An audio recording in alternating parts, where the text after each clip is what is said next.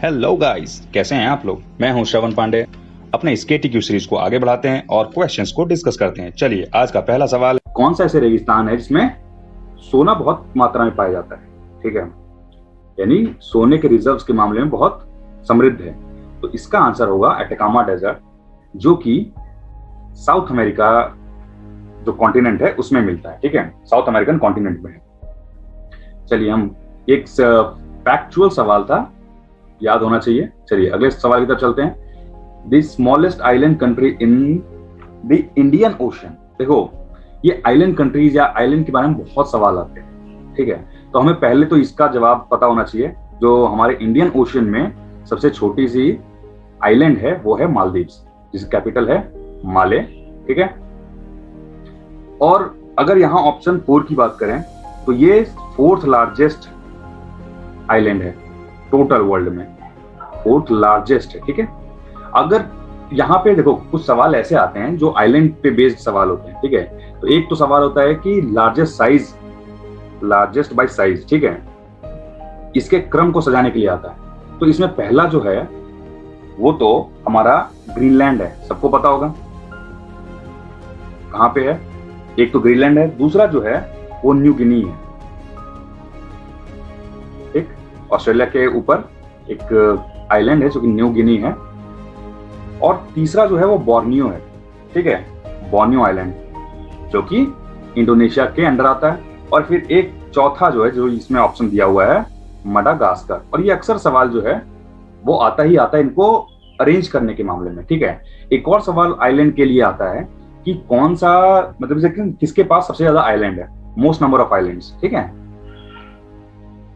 अब most number of island में सवाल दो चीज आता है। अगर तो सवाल जो है कि केवल मोस्ट नंबर ऑफ आइलैंड्स की बात करें, ठीक है, तो पहले नंबर पे स्वीडन आ जाता है।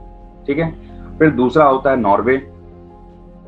स्वीडन के पास 2,70,000 के आसपास जो है 2,69,000 के आसपास आइलैंड्स हैं। वहीं नॉर्वे के पास 2,36,37,000 के आसपास है। वहीं तीसरे नंबर पे जो आता है वो फिनलैंड है, उसके बाद कनाडा आता है, फिर USA आता है। ठीक है, फिर इंडोनेशिया आता है। तो यहाँ पे छठे नंबर पे इंडोनेशिया आता है। पर एक सवाल जो है वो अक्सर पूछा जाता है कि कौन सा ऐसा आइलैंड है, इसको मिटा देते हैं, यहीं पे देखते हैं कौन से ऐसे आइलैंड हैं जो कि इनहैबिटेड, यानी जहां पे लोग रहते हैं, जिन जिन आइलैंड्स पे लोग रहते हैं उसके मामले में सबसे ज्यादा किसके पास है, जिसमें सभी आइलैंड्स पे रहते हैं। तो ये है पहले नंबर पे इंडोनेशिया आ जाएगा। ठीक है, तो अगर मोस्ट इनहैबिटेड आइलैंड की बात करें, most number of inhabited island, तो पहले नंबर पे इंडोनेशिया आ जाएगा। ठीक है, ये 7,000 के आसपास इसके पास है। तो इसलिए ये कई बार सवाल जो आता है ऑप्शंस में इंडोनेशिया ही होता है, तो उसमें हमें समझ जाना चाहिए कि वो most number of inhabited island की बात कर रहा है। ठीक है, यहाँ आइलैंड्स के ऊपर जितने सवाल आते थे हमने आज कर लिए हैं। ठीक है, अगले सवाल की तरफ बढ़ते हैं। अगला सवाल कहता है what is the position of earth when it is the greatest distance from the sun. यानी सूरज से जब सबसे दूर होता है अर्थ। हमें पता है कि एक ये सन है, ठीक है, और अर्थ का ऑर्बिट इस प्रकार कुछ है, ऐसा नहीं है कि सेंटर पे नहीं है पूरा। ठीक है, तो इस प्रकार कुछ है। तो एक समय आएगा जब अर्थ जो है इधर कहीं होगा, यानी फारदेस्ट डिस्टेंस, सबसे ज्यादा दूर डिस्टेंस है। ठीक है, और ये सन है। तो इस डिस्टेंस को कहेंगे अपेलिहेलियन। ठीक है, ये होगा। अगर मान लो यहां पे होता नजदीक वाला, नियरेस्ट, देखो पास, piece of perihelion, that is पास, पेरिहेलियन इज पास। तो यहाँ पे इसका तो मिटा दो। इसका आंसर जो है वो तो है अपेरिहेलियन। ठीक है, उसमें जो दूसरा है वो पेरिहेलियन जो होगा ये पास वाला होगा। एक और चीज होता है, एक तो हमें पता है अर्थ के चारों तरफ भी घूमता है कौन, मून। तो इसमें भी ऐसा ही कुछ प्रॉब्लम है। एक होता है नियरेस्ट। ठीक है, जब नियरेस्ट होता है तो पेरिजी और अपोजी। ठीक है, दूर जब होता है फारदेस्ट।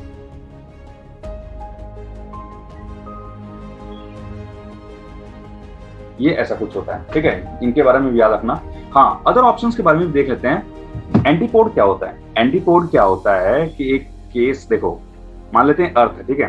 अर्थ की जो डायमेट्रिकली अपोजिट जो लाइंस होंगी, यानी पॉइंट मान लेते हैं, यहां से यहां पॉइंट्स, ठीक है, इसी को हम कहेंगे एंटीपोड। चाहे कहीं से भी ले लो, यहां से ले लो यहां पे, ठीक है, ये अपोजिट जो होते हैं, डायमेट्रिकली अपोजिट जो पॉइंट्स होते हैं, उन्हीं को कहता है हम एंटीपोड, ठीक है।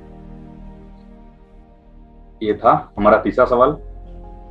ये बहुत इंपॉर्टेंट सवाल है कि सबसे जो पास और दूर वाला जो है सन और अर्थ का, दोनों का अक्सर पूछा जाता है, और केवल एसएससी में नहीं, वो हर एक पेपर में पूछे जाते हैं, ठीक है।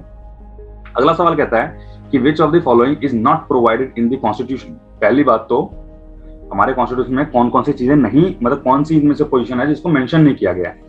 तो इलेक्शन कमीशन के बारे में जानते हैं हम लोग, 324 आर्टिकल में मेंशन्ड है भाई। फाइनेंस कमीशन 280 आर्टिकल में मेंशन्ड है, ठीक है। पब्लिक सर्विस कमीशन जो कि 315 से और 320 में है, ठीक है। यूपीएससी जो है 315 में है, तो ये इसमें मेंशन्ड है। अब क्या है कि ये प्लानिंग कमीशन जो है, जो कि 1950 में आया था, ये एक्चुअली एग्जीक्यूटिव ऑर्डर से आया था, ठीक है ना। गवर्नमेंट ने एक डिसीजन लिया, उसके तहत इसको पास कराया गया और वहां से सिस्टम चलता है, और इसी को हटा के नीति आयोग बना हुआ है, ठीक है ना। तो चौथा इसका आंसर हो जाएगा 4, planning commission is not part of constitution, एक एग्जीक्यूटिव बॉडी है, ठीक है, या था, अब तो नहीं है, क्योंकि अब नीति आयोग इसकी जगह ले चुका है। चलिए आगे बढ़ते हैं। अगला सवाल कहता है from the following who was the first women speaker of Lok Sabha, ठीक है, देखते हैं। देखो 2009 में, ठीक है, 2009 से 2014 तक सर्व करने वाली मीरा कुमार, ये जो है, ये थी पहली लोकसभा स्पीकर वुमेन, ठीक है, पहली लोकसभा स्पीकर वुमेन। अगर मीरा कुमार के बारे में बात करें तो मीरा कुमार कौन है? एक्चुअली मीरा कुमार जो है एक इंडियन पॉलिटिशियन और डिप्लोमेट है, जो कि हम सबने नाम सुना होगा बाबू जगजीवन राम का, ठीक है ना। बाबू जगजीवन राम की बेटी है ये, और इंद्रानी देवी भी एक फ्रीडम फाइटर थी, उनका भी नाम हमने सुना हुआ है, ठीक है, उनकी बेटी है। और बाबू जगजीवन राम के बारे में बहुत बार सवाल आता है, तो बाबू जगजीवन राम के बारे में कुछ इंपॉर्टेंट फैक्ट्स हैं जो कि हमें याद होना चाहिए, ठीक है। जैसे कि ये पहले दलित, फर्स्ट दलित कह लो, फर्स्ट दलित डेप्यूटी प्राइम मिनिस्टर थे, ठीक है ना। ये 1979 के आसपास बने थे, जो कि डेप्यूटी पीएम बने थे, और ये पहले दलित डेप्यूटी पीएम बनने वाले थे। दूसरी बात, ये यंगेस्ट मिनिस्टर भी थे किस चीज में, जब इंटरिम गवर्नमेंट बनी थी। इंटरिम गवर्नमेंट याद है 1946 में जब नेहरू जी ने बनाया था इंटरिम गवर्नमेंट, उसके ये पार्ट थे, और ये लेबर मिनिस्ट्री संभाली थी उन्होंने, ठीक है। तो लेबर मिनिस्ट्री संभाली थी, और वो उसी समय ये यंगेस्ट मिनिस्टर, ठीक। ये कुछ फैक्ट्स थे इंपॉर्टेंट। और हाँ, एक और चीज जो है कि 1971 का वॉर जो हुआ था, तो इंडियन हिस्ट्री में बहुत इंपॉर्टेंट है, ठीक है ना। आफ्टर इंडिपेंडेंस 1971 का वॉर, जब बांग्लादेश अलग हुआ था, तो ये जो है उस वक्त डिफेंस मिनिस्टर थे, इसलिए भी इंपॉर्टेंट हो जाते हैं क्योंकि ये डिफेंस मिनिस्टर थे उस वक्त, ठीक है। चलो, ये हुई कुछ बात फैक्ट्स थे बाबू जगजीवन राम के बारे में। हम आगे बढ़ते हैं। अगला सवाल कहता है Who was the first lady governor of Indian state? देखो ये हमने सवाल पहले भी कर रखा है, ठीक है, ये सवाल हमने पहले भी कर रखा है। इसका सीधा सीधा जवाब है सरोजिनी नायडू, जो कि उत्तर प्रदेश की गवर्नर बनी थी, ठीक है। और ये एक और चीज सरोजिनी नायडू के बारे में क्या है इंपॉर्टेंट, कि 1925 में फर्स्ट इंडियन वुमेन थी, किस चीज के लिए, प्रेसिडेंट बनने वाली, ठीक है, किसकी, आईएनसी की। आईएनसी क्या है, इंडियन नेशनल कांग्रेस, ठीक है। आईएनसी की फर्स्ट इंडियन वुमन थी। पहली वुमन कौन थी, आप लोग सब पता करिए और कमेंट में लिखिए, ठीक है। अच्छा, इसमें ऑप्शन ए जो है वो सुचित्रा कृपलानी, क्या है वो थी फर्स्ट सीएम, ठीक है, और इंडिपेंडेंट इंडिया, और इंडिया ही कह लो, फर्स्ट सीएम थी, और ये भी थी यूपी की, ठीक है। और मिस पद्मजा नायडू जो है, ये सरोजिनी नायडू की बेटी थी, और ये लॉन्गेस्ट सर्विंग गवर्नर थी, female governor, longest serving female governor, और ये जो है वेस्ट बंगाल को सर्व किया था, ठीक है। और तर्केश्वरी सिन्हा जो थी वो भी एक फ्रीडम फाइटर थी और फर्स्ट लोकसभा में इलेक्टेड थी पटना से, ठीक है। चलिए आगे बढ़ते हैं। अगला सवाल कहता है the controller and auditor general of India does not audit the receipt and expenditure of. देखो इसका जो कहना है कि कंट्रोलर और ऑडिटर जनरल जो होता है वो किसको ऑडिट नहीं करता है इनमें से। देखो भाई, सेंट्रल गवर्नमेंट के एक्सपेंडिचर को तो ऑडिट करता है, ठीक है। स्टेट गवर्नमेंट के एक्सपेंडिचर को भी ऑडिट करता है और साथ ही साथ गवर्नमेंट कंपनीज को भी ऑडिट करता है। तो एक बचता है लोकल बॉडीज, ठीक है। तो लोकल बॉडीज को ऑडिट नहीं करता है। यहाँ क्या पूछा है, डज नॉट ऑडिट, तो does not audit local bodies. Okay okay then next question is the people of Indus valley civilization worship. देखो पहली बात तो इंडस वैली सिविलाइजेशन के लोग जो थे वो नेचर वर्शिपर थे, ठीक है। हमें वहां पे, लेकिन वहां पे एक सील मिलती है, टेराकोटा सील मिलती है, उस पे हमें एक योगी की इमेज मिलती है, ठीक है, जिसके नीचे कुछ एनिमल्स की तस्वीरें बनी हुई हैं या कहें इंप्रेशंस बने हुए हैं। तो ये है पशुपतिनाथ, ठीक है। तो पशुपतिनाथ जिन्हें हम प्रोटो शिवा भी कह सकते हैं, मतलब शिवा का एक फॉर्म कह लो, ठीक है, प्रोटो शिवा। और नेचर को पूजने वाले थे वहां उस वक्त। एक और चीज है, इंडस वैली सिविलाइजेशन में मंदिरों का जिक्र नहीं, ठीक है, यानी मंदिरें हमें नहीं मिलती है, हम नेचर को पूजते हुए वहां पे उनको देखा जा सकता है, ठीक है। ये पशुपतिनाथ की पूजा करते हैं कि जो हमें सील पे मिला है। हाँ, और सील पे कुछ एनिमल्स हैं, उनके जो इंप्रेशंस मिले हैं वो कौन कौन से हैं, तो we can remember it like this: ब्रेटा, buffalo, rhino, elephant, tiger and antelope. Antelope is deer, okay. तो ये मिला है, ठीक है। ये कई बार पूछ लिया जाता है, हमें पता होना चाहिए, क्योंकि कुछ कुछ फैक्ट्स आजकल Indus valley civilization, Buddhism, Jainism से इनसे ऐसे सवाल पूछे जा रहे हैं जिनमें एक टाइप से हमें पीएचडी करने की जरूरत पड़ जाती है, ठीक है। तो कुछ भी फैक्ट्स मिले तो याद कर लेना ज्यादा सही है, ओके। चलिए, ये तो हुआ हमारा। अगला सवाल चलते हैं। अगले सवाल हमारा कहता है कि where in India was the first factory of French established. French ने अपनी पहली फैक्ट्री कहां पे एस्टैब्लिश की थी, तो इसका जवाब तो है सूरत में, जो कि 1668 से शुरुआत की थी इसने वहां पे बनाने की, और इसका जवाब है सीधा सीधा सूरत, ठीक है। चलिए, और इंग्लिश ने कहां शुरुआत की थी, इंग्लिश ने भी सूरत में स्टार्ट किया था पहले, ठीक। चलिए, Taj Mahal is called a dream in marble, which monument is called as a dream in stone, ठीक है ना। स्टोन मॉन्यूमेंट्स का ड्रीम किसे कहा जाता है भैया। देखो, अकबर ने एक जगह सिटी बसाने की कोशिश की थी फतेहपुर सिकरी में, वहीं पे है पंचमहल। ये जो है जोधाबाई के लिए बनवाया गया एक पूरा महल था, 5 स्टोरी बिल्डिंग है। तो यही जो है, इसी को हम कहते हैं a dream in stone monument, ठीक है। तो पंचमहल कहाँ पे है, फतेहपुर सिकरी कॉम्प्लेक्स में।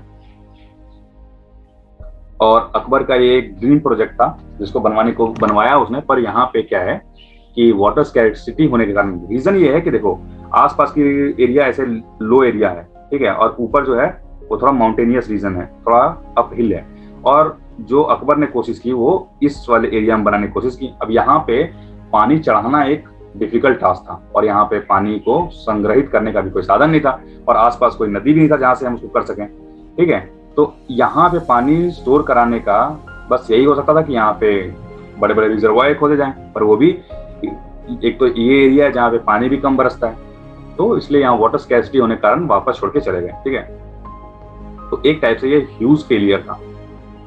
चलिए आगे बढ़ते हैं। बाहाई टेम्पल क्या है, ये लोटस टेम्पल का नाम सुने हैं लोग, देखें अगर नो लोटस टेम्पल तो वही बाहाई कम्युनिटी बनाती है, बाहाई टेम्पल उसी को कहते हैं, ठीक है। आगे बढ़ते हैं। अगला सवाल कहता है द सिल्वर कॉइन टंका वॉज इंट्रोड्यूस्ड बाय, ठीक है, यानी ये जो टंका कॉइन है इसको किसने इंट्रोड्यूस करवाया था, तो इसको इंट्रोड्यूस कराने वाला इल्तुतमिश था। इसने 2 कॉइन ऐसे करवाए थे, ठीक है। एक तो टंका हो गया जो कि सिल्वर था, सिल्वर का बना हुआ, एक था जित्तल, ये था कॉपर का बना हुआ, ठीक है, यानी टंका और जित्तल ये दो कॉइन इसने इंट्रोड्यूस किए थे। ठीक है, इल्तुतमिश जो है बहुत ही इंपॉर्टेंट शासक होता है इसका, गुलाम वंश का, स्लेव डायनेस्टी का, और ये स्लेव डायनेस्टी का सेकंड रूलर होता है आफ्टर कुतुबुद्दीन ऐबक। कुतुबुद्दीन ऐबक का ये दामाद है। ठीक है, ये कुतुबुद्दीन ऐबक का दामाद है और ये लॉन्गेस्ट सर्विंग रूलर होता है इसका, स्लेव डायनेस्टी का, serving ruler of slave dynasty. ठीक है, एक चीज और इसी की बेटी थी रजिया सुल्ताना। नाम सुना है रजिया सुल्ताना? क्यों फेमस है? इसलिए फेमस है क्योंकि ये जो है फर्स्ट वुमन थी ruler, first woman ruler to sit on the throne of Delhi. ठीक है ना, दिल्ली को रूल करने वाली पहली महिला रूलर थी ये रजिया सुल्ताना, और ये किसकी बेटी थी? इल्तुतमिश की बेटी थी। ठीक है, और कुछ इंपॉर्टेंस में इल्तुतमिश के बारे में ये है कि इसने चंगेज खान के प्रकोप से देश को बचाया था उस वक्त। ठीक है, ये क्या हुआ था कि चंगेज खान, ठीक है, जिसका नाम, ओरिजिनल नाम जो है वो तैमुजिन था। ये भी कई बार पूछा गया है कि तैमुजिन जो है मिडिवल हिस्ट्री में किसको रिफर किया गया है, या तो तैमुचिन कह लो। ठीक है, तैमुजिन या तैमुचिन। इससे, इसके प्रकोप से, क्योंकि पता चंगेज खान बहुत ही ब्रूटल एक रूलर था सेंट्रल एशिया का, तो उसके प्रकोप से इल्तुतमिश ने अपने राज्य को, कह लो इंडिया को उस वक्त बचाया था। ठीक है, और फैक्ट ये है कि हाँ, कुतुबुद्दीन ऐबक पहला राजा था स्लेव डायनेस्टी का। बलबन भी जो है वो स्लेव डायनेस्टी का ही रूलर था। बहरम खान कौन था? बहरम खान जो है वो अकबर का सेनापति था, जब जो जिसने उसको, अकबर को ट्रेन किया था, एडमिनिस्ट्रेशन संभालने में मदद की थी। ठीक है, क्योंकि अकबर तो बच्चा था जब वो थ्रोन पे बैठा था, राजा बना था, तो उसका जो सारा कार्यभार था संभालने का काम बहरम खान करता है। ठीक है, चलिए आगे बढ़ते हैं। अगला सवाल कहता है, what is the name of the device used to convert alternating current into direct current? Alternating current से डायरेक्ट करंट में कन्वर्ट करने वाला डिवाइस का नाम क्या है? तो ये जो है इसे रेक्टिफायर कहते हैं। ठीक है, यही एसी को डीसी में कन्वर्ट करता है। एमीटर का काम क्या होता है? करंट नापना। ठीक है, और गैल्वेनोमीटर का का काम होता है पोटेंशियल डिफरेंस नापना, या पोटेंशियल डिफरेंस मेजरमेंट। ठीक है, और ट्रांसफार्मर का काम क्या होता है? ट्रांसफार्मर का काम होता है जो फ्रीक्वेंसी होती है उसको कम कर देना। ठीक है ना, स्टेप डाउन स्टेप अप करने का काम होता है इसका बेसिकली। आगे बढ़ते हैं। अगला सवाल कहता है कि the only viceroy to be assassinated in India was, इकलौता वाइसरॉय जिसको मार दिया गया था इंडिया में। ठीक है, इसको मारने वाला, किसको मारा था? लॉर्ड मायो को। ठीक है, लॉर्ड मायो जो कि 1870 के आसपास था, 70, 71, 74 तक। तो 71 में इसने पहली बार, 72 में एक्चुअली, 72 में पहली बार इसने आज का जो हम देखते हैं सेंसस, ठीक है, सेंसस करवाया था। फर्स्ट टाइम सेंसस जो करवाया था वो लॉर्ड मायो ने 1872 में ही करवाया था। ठीक है, और लेकिन अगर रेगुलर सेंसस की बात करें तो रिपन करवाता है, 1881 से शुरू कर देता है। पर फर्स्ट टाइम सेंसस किसने करवाया था? वो लॉर्ड मायो था, और इसी को जो है मार दिया गया था when he was serving as viceroy of India. ठीक है, अगला सवाल कहता है, at boiling point of liquid its dash, क्या होता है? जो बॉइलिंग पॉइंट होता है उस समय टेम्परेचर कांस्टेंट होता है। ठीक है, टेम्परेचर जो है, देखो एटमॉस्फेरिक प्रेशर जो होता है वो 1 atm हो जाता है पहली बात, तो ये इक्वल हो जाता है। अब वेपर प्रेशर जो होता है वो भी बराबर हो जाता है। अच्छा, ये वेपर प्रेशर भी बराबर हो जाता है टू एटमॉस्फेरिक प्रेशर। ठीक है, अब टेम्परेचर इंक्रीज नॉर्मली कर रहा होता है, जैसे ये बॉइलिंग पॉइंट है तो यहां से इंक्रीज करेगा, लेकिन बॉइलिंग पॉइंट आते ही फिर ये कांस्टेंट हो जाता है। ठीक है, तो ये है टेम्परेचर रिमेन्स कांस्टेंट। अगले सवाल की तरफ चलते हैं। अगला सवाल कहता है, कि bubbles of air rises up through liquid due to what.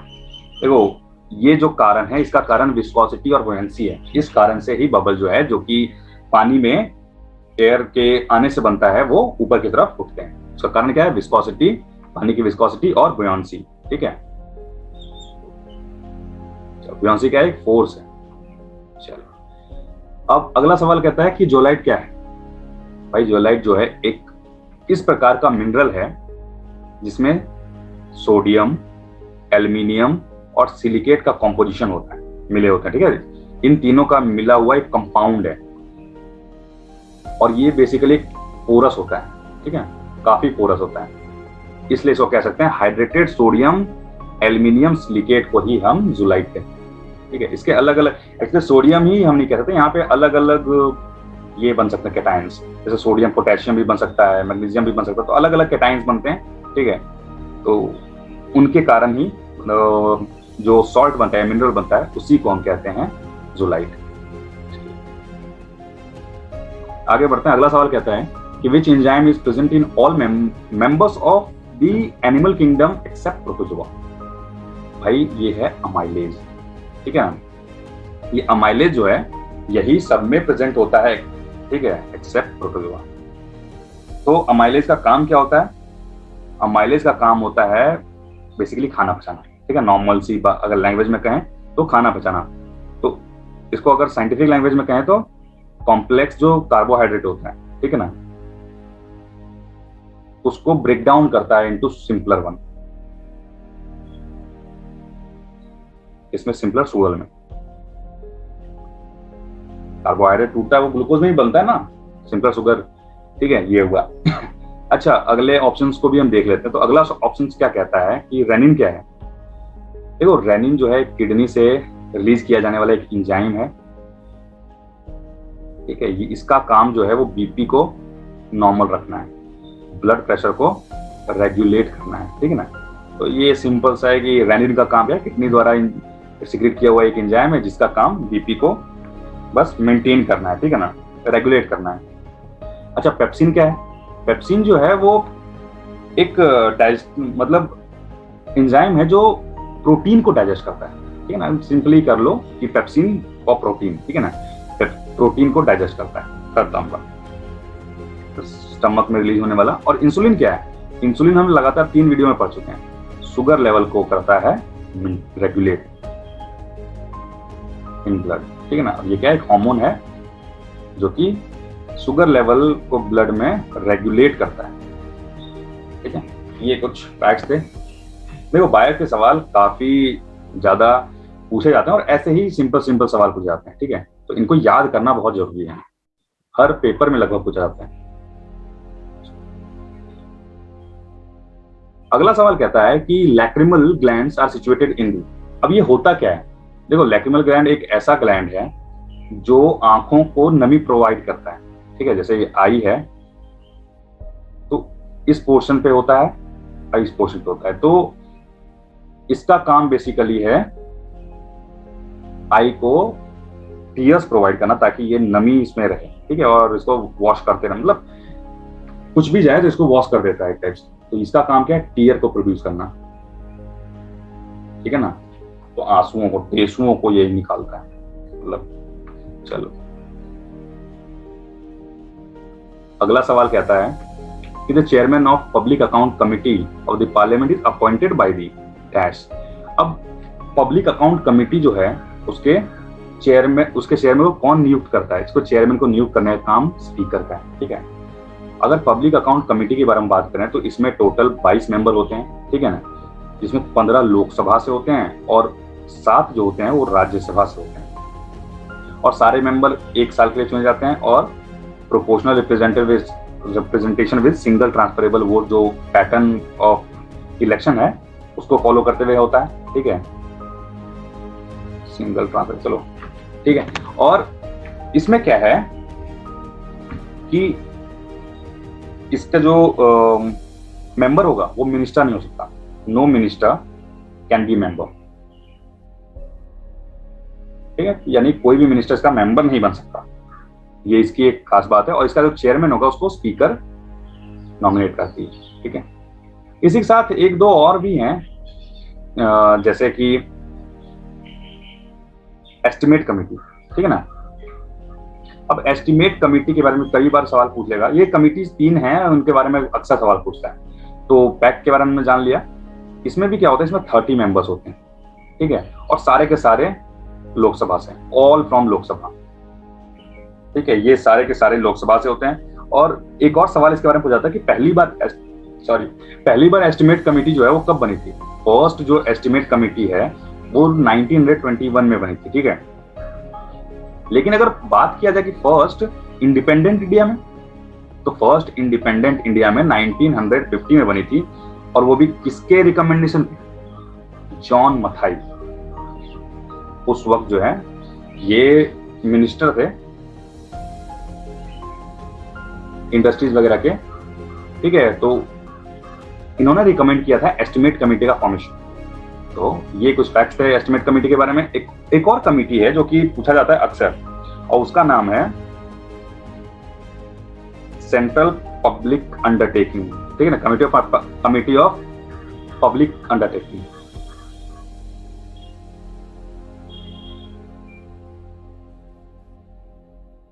Okay, तो इसके बारे में क्या है कि इसमें भी 22 मेंबर होते हैं, वही 15 और 7 वाला फॉर्मूला इसमें भी होता है। वही सब देखो, जितने मेंबर होंगे वो 1 साल के लिए चुने जाएंगे, ठीक है, ये वाली बात है